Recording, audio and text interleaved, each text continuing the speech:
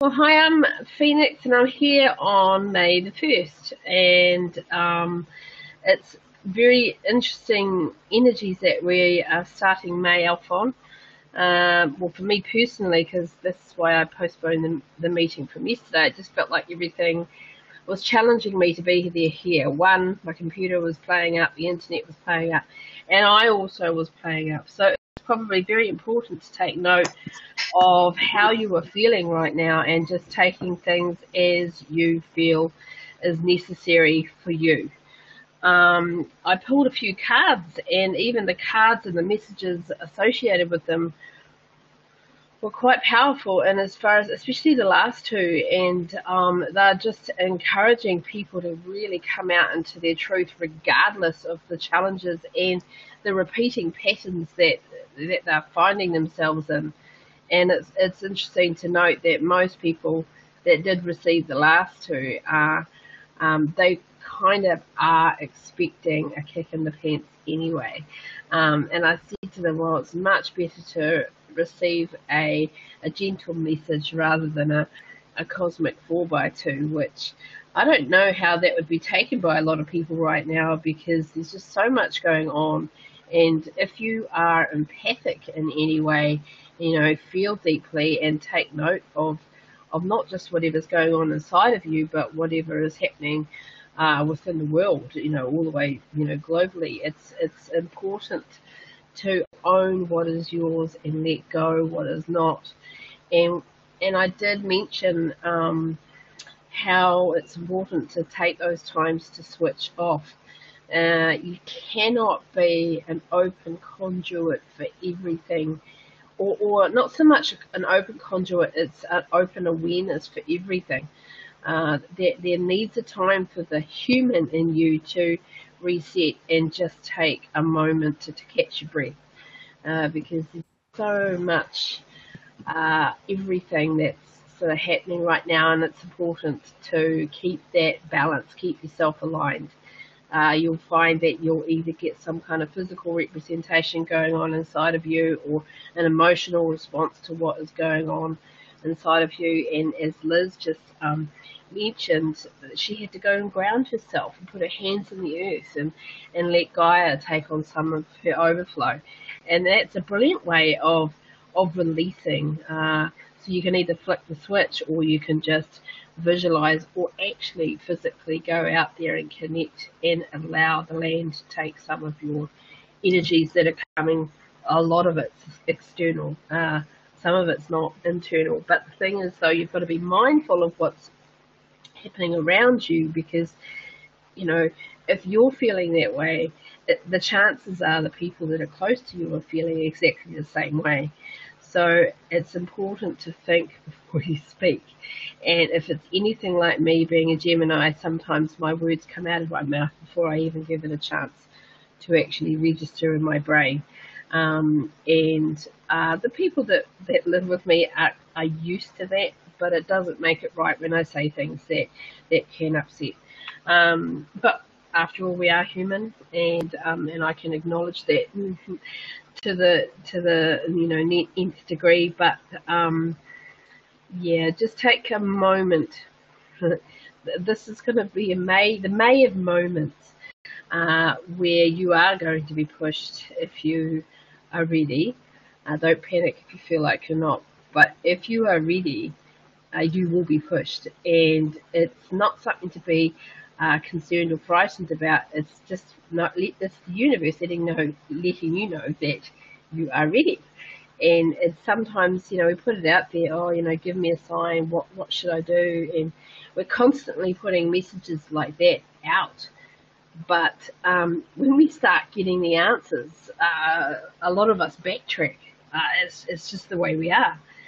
We want these things, but we put up either slight walls or countermeasures to just not quite make it.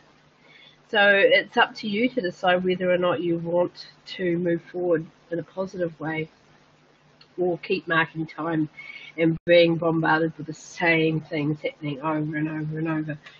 So that's just a great start to the month of May. And I've got some questions here that have been presented. Some of them were from the reflection to realization, but the first one is from Michelle, and she was asking, how do we expand our knowledge and learn what gifts are there to help others? First and foremost, it's really important to identify what it is you enjoy. And once you've identified what it is that is your passion, what it is that sparks you, that brings your own energy up, then that is generally the thing that you can utilize to help others or to be of service to others. I think I was just writing something about that today when I was working on my book, and it was about the fact that whatever situation you find yourself in that really builds up that spark and lights the flame of creativity and excitement, that is the thing that you need. That is part of your purpose for being here, the things that you're going to use to help serve others. You may grow on that initial creation of spark, but it's entirely up to you. Like, when I first started my journey, I always knew that I could connect to some answers that people need. I was always the one that people would go to get answers. This is when I was in my younger days. And this is before I even formally did any kind of spiritual connection to provide answers for people. But, people will go, well, what do you think I should do about such and such? And I would just go blah, blah, blah, blah, blah, blah, blah, and provide an outlet for them. Sometimes they didn't necessarily want a practical approach, which is what I'm very good at, but they just wanted someone to listen to. But I soon found that I was able to tap into people's potential very, very quickly. And this is what I really enjoyed. And I found that I really enjoyed doing this for people. Others may find themselves moving into the line of energy healing or healing of some type. And they find that when they work with people and they're doing whatever their modality is, they're providing things that is also sparking their excitement and the things that they know that they're confident and good at. And regardless of where you are in your learning curve with regard to the modalities you use, it's all dependent on your ability to stay positive and stay excited with whatever aspect that you are moving into. As long as you keep yourself open to growth. Because I started off, when in my younger years, and I would just be I'd be the go-to person in providing insight into how they can act on something, to, starting off about almost 3 or 4 years, 3 or 4 years online, doing online readings and things like that, and then moving out face-to-face, being with people, and allowing my passion for teaching come out, and I have no idea where it came from, but it is serious. It's like, seriously, it's like a birthing. Well, it's like a developing process. Before you hold that baby in your arms and you've left with a beautiful gift to give to the world. The way I keep myself focused, now that's a really interesting question that Liz has just asked me. The only way I can keep focused is by following my passion, the things that I enjoy. For me, and I'm not talking about everybody, because I know some people that don't like to be following a schedule, but because I've got so many things that I really enjoy, and also I have so many things that I have in my life that are important to me, I have to allocate, and I feel like Spirit's here today, because it sounds kind of yuck, but how do I describe this without sounding yuck? But things flow when Spirit is with you. I don't know if you've experienced that, which is why I'm sniffing a lot, so excuse me for sniffing a lot today. But the way I stay focused is to allocate a certain amount of time per thing. But when it comes to developing, you just follow what you enjoy. If you find you moved into something that you really do not like, but you're just going through the motions, you can chalk that up to experience. It adds to the flavour of the soup, so to speak. But you can move away from that and just pat yourself on the back for participating, but you move on to something that's more pertinent to the things that you enjoy. Everyone is different in how they stay focused. What works for me might not necessarily work for you. So for me, I schedule, I write lists, I have a plan. And now because I'm so busy, I have, and my mind is so busy too. I mentioned something on a group that I belong to about how busy my mind is and how it's important to switch off. But the thing is, I'm always thinking, and even in a meditative state, or if I've gone into a channeled state, I'm always learning and exploring and doing things that are important and things that I enjoy. And then I see the effect that it has on other people, and that hopefully they are learning things from that as well. The issue with your passion is that whatever you do, whatever you feel like you can provide or serve for other people, try to avoid having expectation on their response to the things that you are doing. I can remember when I first started out that I felt like a failure if this many people didn't turn up to something, or I felt that I had to prove myself all the time. And I got to the point where I thought, you know what, if people want to listen to what I have to say, or people want to be part of my process, then they are welcome to stay. And it's up to them to learn whatever they wish to learn. It may not necessarily be what I want them to learn, but I'm providing a situation for them, and they're going to take on board the things that they want. And having intention without expectations of specifics.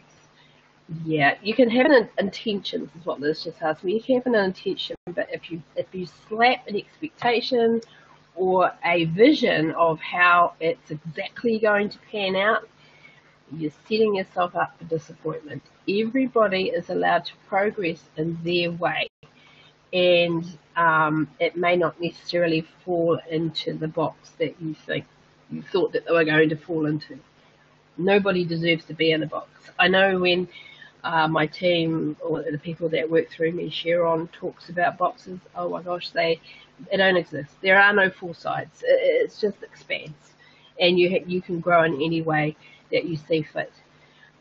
You can write intentions every day to help you stay focused. Be very mindful, once again, that doesn't turn into a four-sided box. But it's important for you to expand. You cannot limit. The only way to expand is by allowing your experience to be free to explore. And when you've discovered your passion, then you will find that that is in line with a lot of things that were placed on you before incarnation as part of your soul purpose. And a lot of us are here to help support others along the way, teach others along the way in your way. You may not slap the term teacher on you. You could just be a really good friend that's supportive, or you could be a really good partner that's supportive, or just providing in your little circle a space needed for people to learn from, to be from, and either by just watching what you do. And even if you're making mistakes, you're still teaching people. Oh, I don't want to do what he just did, or she just did. It's things like that. Whatever your passion is, expand on it without limitation, and you will find that you will naturally move towards, because most of us, as we are developing in our spirituality, or developing in our awareness of spirituality, that we are in this particular lifetime here to serve, here to provide help, here to help. And it may be on a one-to-one basis, it may be onto a community basis, or it could be a global basis. Whatever you need to do in this lifetime, you will enjoy it. you'll have fun with it. If you find that it's just a chore, then I question how much you are going to be able to help others if you're not enjoying it. How can you teach others or how can you get others to feel the same way you do if you're not enjoying the process? It just seems like not superficial, but I've met a lot of experiences. I've been in a few experiences, I should say, where I've gone to learn something, but the depth wasn't there. And I find if the not so much the integrity too much, but if the integrity of the depth for a topic that I'm wanting to learn about is not there, I find it very hard to get deep into it, if that makes any sense. Michelle, I hope that answered some of your questions about how to expand your knowledge. Follow your passion. Follow what lights your fire, and you will find that you will learn things along the way that fill up your spiritual toolbox that in turn will eventually help others. Now, another person called Star. Oh, good, I'm glad, Glycy. You can talk, but I see you've muted yourself.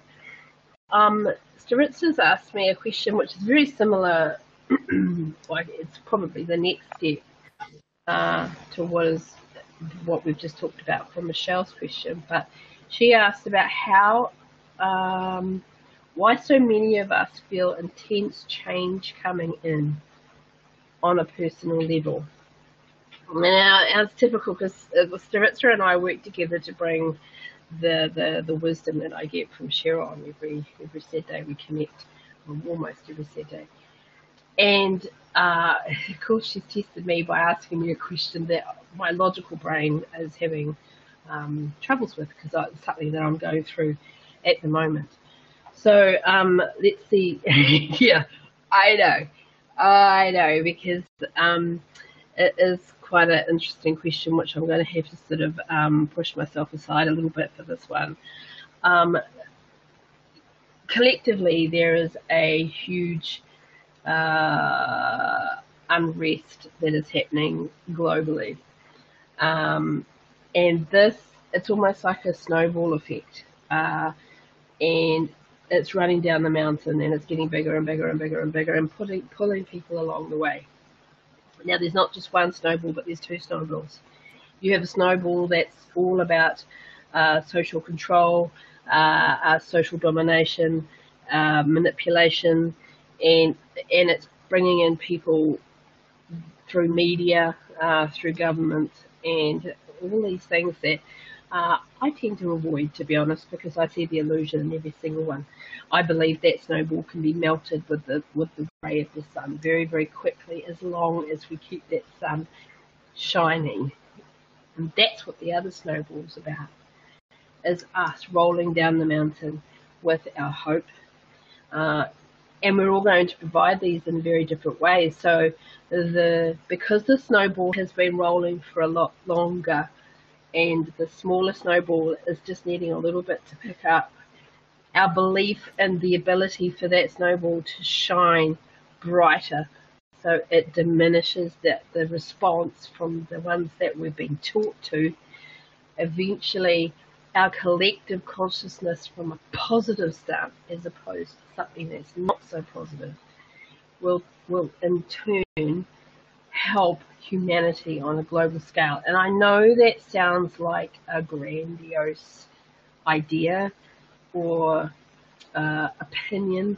However, for humanity to truly survive, and I'm not talking just 50 years down the track, I'm talking a lot closer than that. If we don't start looking, one, after each other, two, looking after our planet, and three, finding alternatives to growth, and not just population. I'm talking about material growth, technological growth, spiritual growth, collective growth, in a positive way. We are heading for a destructive process, which is why it's really important to try and not get caught up on this big snowball that eventually it's going to go splat at the other end. It just will, and we don't want to be in its path. It is the evolution of the soul, but it's not just the evolution of the soul. Because we're having a human experience, we have to remember that we are having a human experience. We chose this, so let's try and have the best human experience that we can possibly have by bringing forth the wisdom from soul source into our current incarnation that can provide the change needed for our society. So we can shine the light down on that big snowball, and people go, oh, what is the difference for me, my individual? How am I possibly going to make a difference? That has been conditioned into. We have been, and I'm trying not to make this about what's the word, conspiracy theory type stuff, but it is. If you step back, and I've mentioned this before, that if you are doing something and you do not like doing it, then why are you doing it? We are given the opportunity to do the things we really enjoy and make a big difference in our lives for people that are close to us or people that are around us or globally even. But yet we find ourselves in position of needing to provide, and the way you need to provide, this computer keeps going off all the time, the way we need to provide is to bring to get into debt or things like this. We need to stay focused on that which we desire, that which we deserve, and all of humanity, not just those in the first world countries, but those that are struggling in third world countries. We shouldn't, put our own values on each other. We need the diversity to shine all the different colours, all the different frequencies of the rainbow, so humanity can grow accordingly. We need each, I don't want to say level because it's not, it's all integrated, but we need each aspect of people within humanity to bring the necessary ingredients for our, survival, really. And I don't want to put down those that are at the forefront of creating the social rule and law and confusion that is out there. They're actually providing a service for those of us that are needing to rise up and meet them head on, but not through war. You can't change things that are negative and are antagonistic by being antagonistic. It's a contradiction in terms for me. Yeah, and it is an evolution of the human soul collective. And you are a lot of people are feeling this, like they're on the brink of something, or they're about to move into something, a new paradigm, which we are. I mean, we have gone from the age of Pisces to the age of Aquarius, from the masculine to the feminine energy. We are moving into a new paradigm of change where there's creative growth. We just have to make sure that the things that we create are positive for our human survival. And that's the important thing. This is why we're feeling the changes. This is why we're seeing the civil unrest.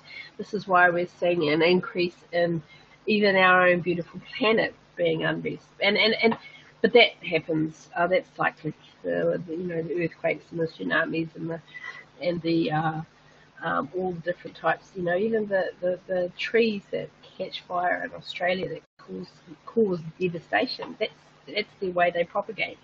So these are there to create the positive changes needed so that we can and grow. Were you about to ask a question, Liz?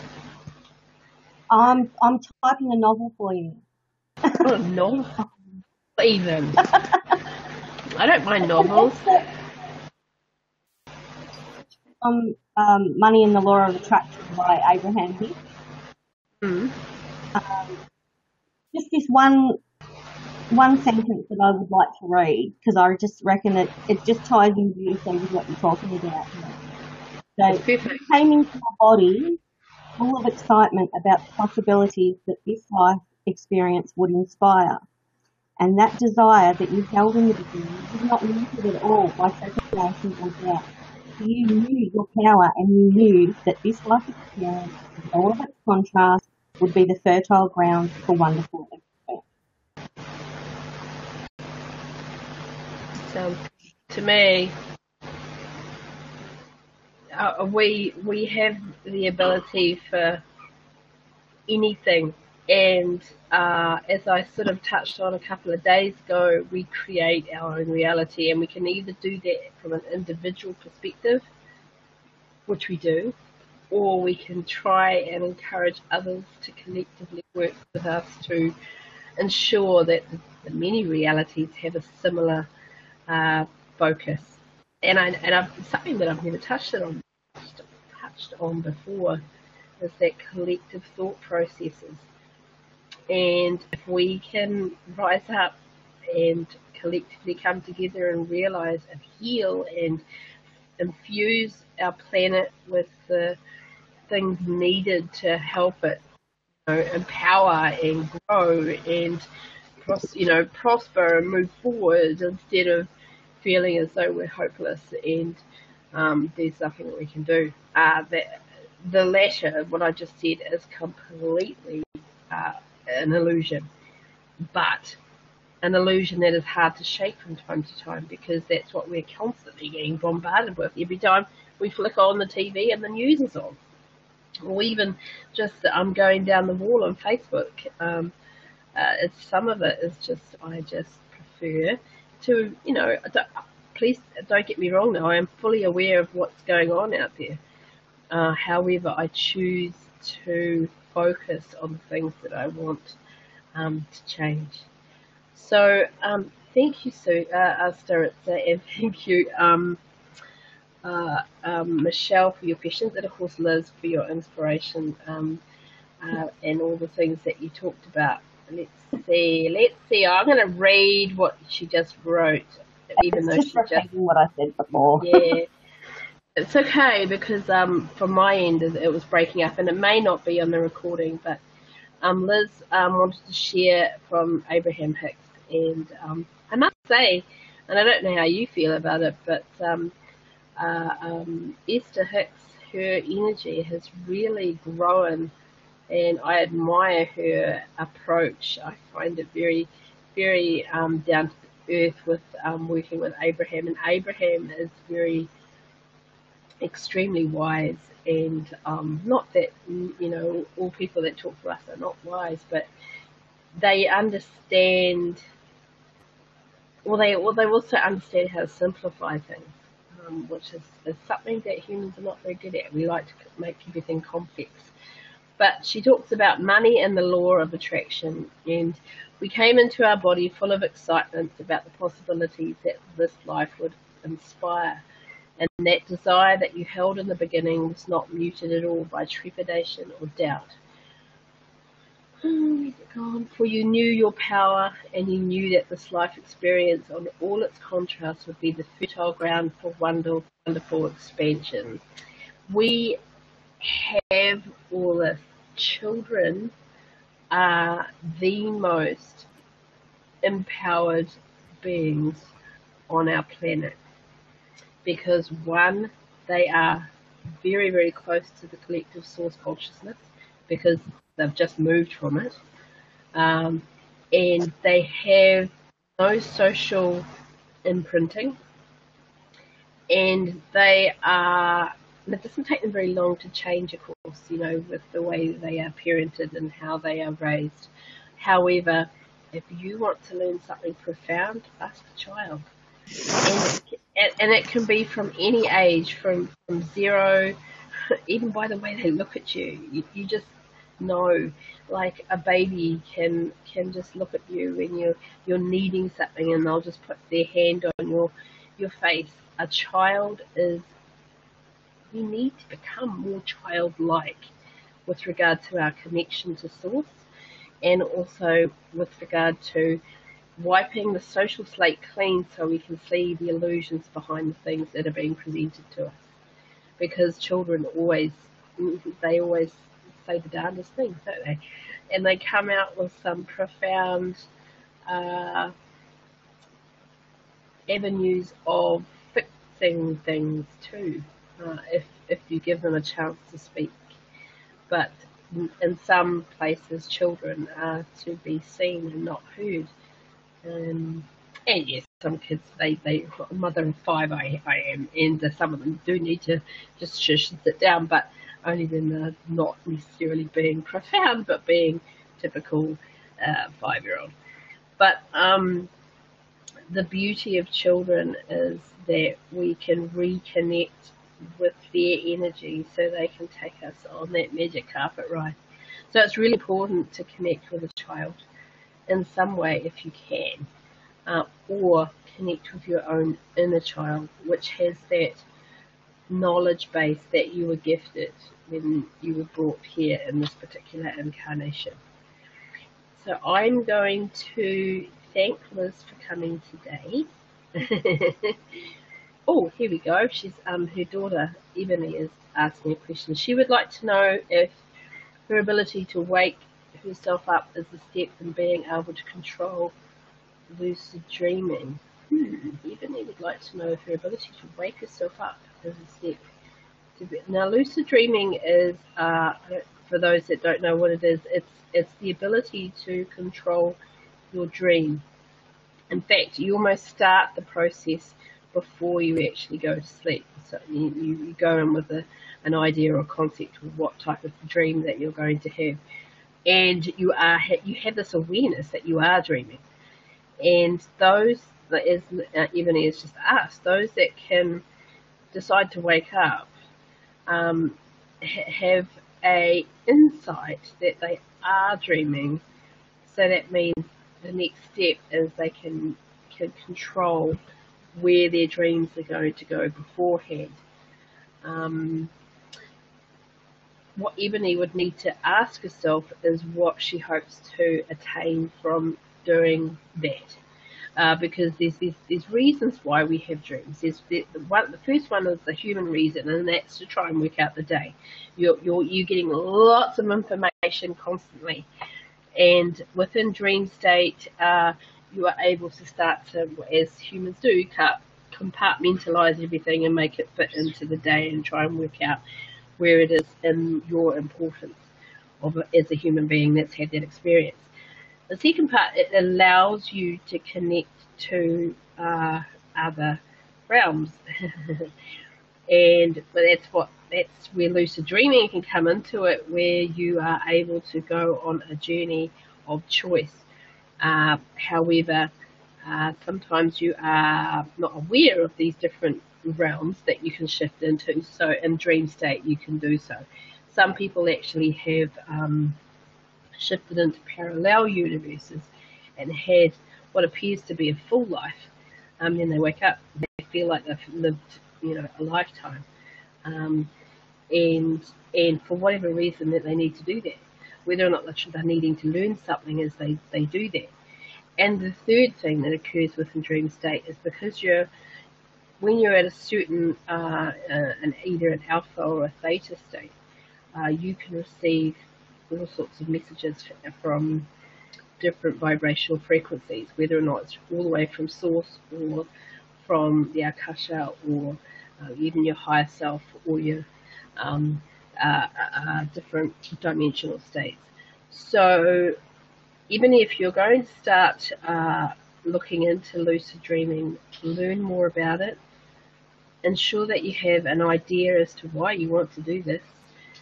Don't get addicted to it, because a lot of things that when we move into a certain state, it can be very empowering. It can be hard to sometimes ground yourself afterwards when you return back into your own body and you are having to play a part within your family unit. So if you're mindful about that and don't mind the constraints with being a human, then it's something to explore. And one of the things you'll need to ask yourself everything is whether or not there's a reason behind it. Are you going to move further into astral traveling? Please don't do that without your mother's support along the way, and that you've got somebody with you before you even start doing that type of thing. And you're probably going to say, what is astral traveling? Well, let's just stick with lucid dreaming for the moment.